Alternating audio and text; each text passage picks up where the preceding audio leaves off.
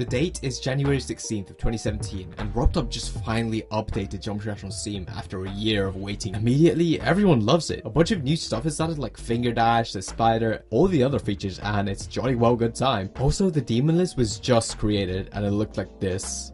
The RGB. This was the staple of the early 2.1 Demon List. These 3 levels were known as the ultimate challenge that anyone could do in these times. These 3 levels interchanged and swapped with each other for the whole year.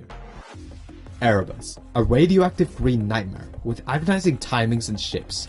Yatagarasu, a legendary blood red extreme feared by many. Sonic Wave, a blue excruciating wave extreme made by Cyclic, hacked by Cyclic, and verified by Sonics. Many tried these levels, many hacked these levels. What a great time RGB was. But moving on from Demon List stuff from now, most levels in early 2.1 were hot garbage. Everyone just kept spamming 2.1 objects for the first few months. Some of the biggest levels made at the time were things like Shock by Danalex. Shock by Danalex. Seriously. But it wasn't all dreary, as one of the greatest minigames was about to be released. April of 2017, nearly the same time as Erebus being released, Master Game by Sir Punch was published, a level ages ahead of its time. How Sir Punch made these levels, I have no clue. But enough of the actual cool levels from 2017. There's one thing that's always been the talking point of GD, the top players. Back then, these were the likes of Riot, Sonics, Sir Gaiester, Combined, and Nobleboy. Speaking of Nobleboy, what the fuck? On the 10th of June 2017, it's heartbreak for the GD community as Nobleboy dies at 98 on Bloodlust. The reason why this was so significant is because of the sheer jump in difficulty Bloodlust had on every single other level at the time. The hardest level at the time was Sonic Wave, which now stands as number 161 on the Demon List, while Bloodlust actually still stands near the top 75 of the hardest levels. But however, it took Nobleboy until 2018 to beat this, so I'll save that story for later. This brings us to Digital Descent. This level is just about the definition of a legendary demon, the sequel to the legendary Artificial Ascent. Amazing deco and amazing gameplay in my opinion. This was verified by Combined in September of 2017, and it was apparently placed top 1. However, this would be over just as soon as it started. As a rising level swept over the horizon, Digital Descent was ushered away from the top spot. Smokes on Giron created this level to end off the legendary Plasma Pulse series. They made this level to show the GD community how hard the game can really get. And for the rest of 2017, it stood at the top, over Erebus, Sonic Wave, and Digital Descent. Plasma Pulse Finale was undefeatable in 2017. When 2017 ended, Plasma Pulse was at the top, and it then stood on the top of the list until the year of 2017 ended. But 2017 wasn't just over yet, as Robtop gave a little Christmas present to the community in GD SubZero. This was a spin-off of GD, released on the 21st of December 2017 using some new 2.2 features with 3 new levels. This surely meant that the new update was about to come out, right? No, the video's still not even halfway done yet, which, yeah. In the end, 2017 was a banger year for Jump Dash, and really life in general. I give it the almighty SS rank because it was amazing. Anyways, on to 2018.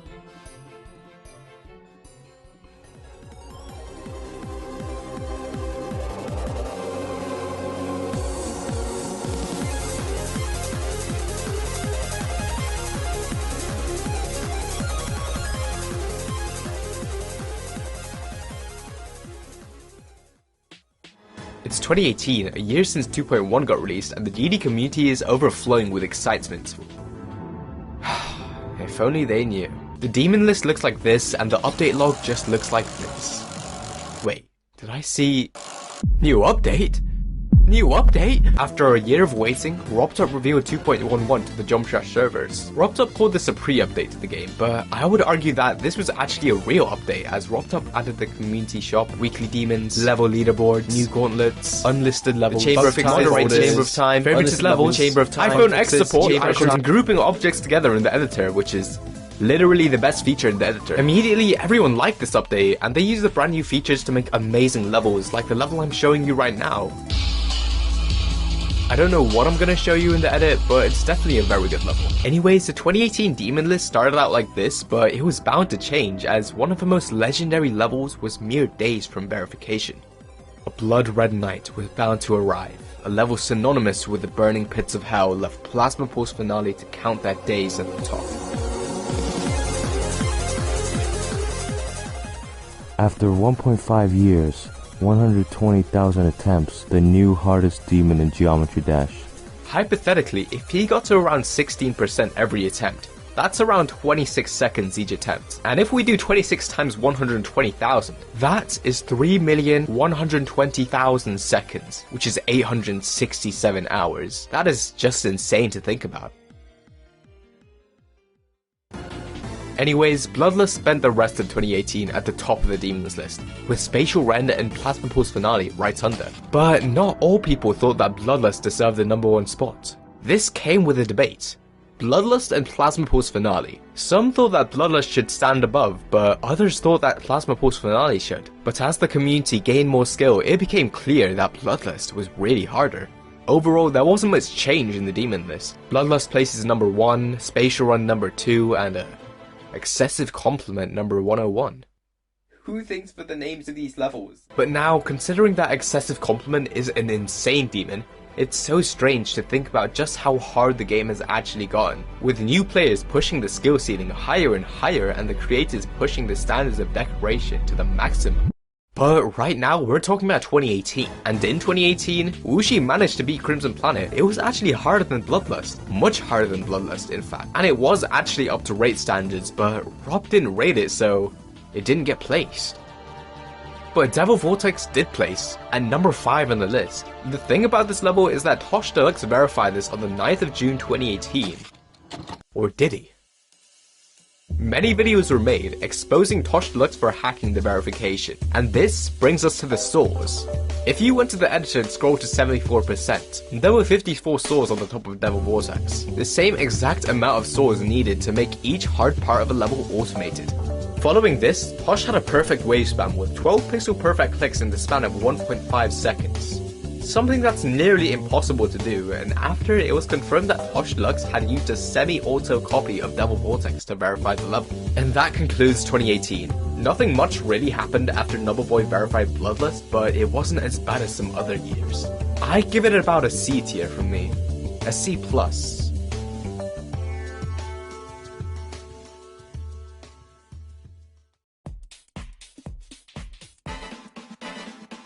It's 2019 and oh boy is this year a banger! It's been 2 years since 2.1 got released and the GD community is still flowing with excitement.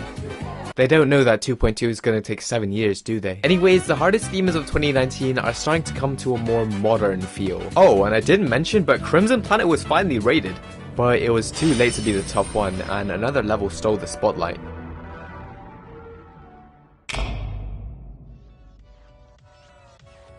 January 29th, 2019, Zodiac has been verified by Xander, an insanely hard mega collab consisting of the hardest gameplay in the game. This extreme was more than 3 minutes. That is 3 slaughterhouses in a row. It took Xander over 60,000 attempts and he... Oh? Yeah, Xander hacked Zodiac. This means that the true verifier of Zodiac was actually technical. He is widely considered to be the greatest player at the time. He did this on the 10th of April 2019, placing Zodiac on the top of the demon list at #1 for the rest of the year. This is kowareta, one of the best extremes to come out in 2019 with artistic decoration and fantastic art. But there was a small issue. All kowareta videos have been removed from the channel. The reasoning is private. It got deleted from the servers, not because of RobTop, not because of Nobleboy, but because of a TV series with the same name, kowareta. The thing is, Nobleboy actually used art from the series without their permission, so they had every right to take down every single one of his videos. Which they did. This forced him to largely redecorate the level, re-releasing it 11 months later with a new name. This was huge news for the community because it meant that creators actually had to be careful when they recreate or borrow art from other games, movies, and generally anywhere on the internet. They may be hit with the same fate. As time went on, Jump Dash was getting stale. Play, click a few times, get lucky, get a small dopamine rush, and repeat. How fun! Why do I play this game? It was about this time when the prevalence of mega hacks started to shine. The hardest levels now basically required higher refresh rates to even attempt. And this is where the rise of FPS bypass and overall mega hack in general came in. People start bypassing to 144, 240, and even 360, which allowed the difficulty of the game to skyrocket, with people now making more and more difficult levels, pushing the older demons like Bloodlust down under, not even in the top 100 hardest levels anymore. This was pretty bad for mobile players, but who cares about mobile players? And then Kowareta got verified and rated, which started a whole wave of ETA extremes. They are definitely some of the levels of all time.